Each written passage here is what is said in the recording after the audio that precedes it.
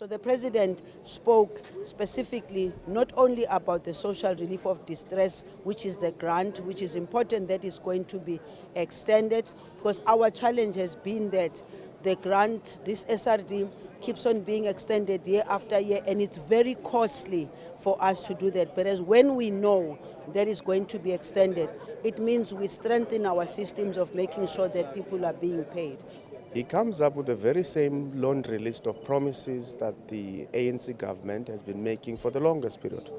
If you'll recall that former President Thabo Mbeki had 24 apex priorities, all 24 of them, and some of the things, most of the things he mentioned were there. President Zuma made the same promises.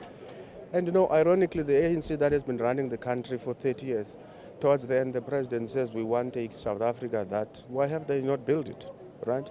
It is not just the ANC government that creates jobs. It must create the environment, but the private sector, which owns 70% of the economy, must create 70% of new jobs. And the state can only create 30% of new jobs.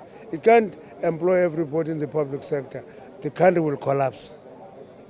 In 2018, when he took over, the price of fuel, the fuel prices were 16 rands. Now it is in excess of 22 rands. If you look at the people that were living in poverty, it was 13 million people then. Now it is 18 million people. The food basket prices was 3,000 back then. Now it is 5,000.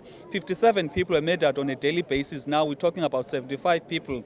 We had 35 days of load shedding in 2018. In 2023, we had 335 days of load shedding. Therefore, if you look at all of those indicators, they point to one clear thing, that Mr. Ramaphosa himself as president of the country has been failing to lead the country towards prosperity.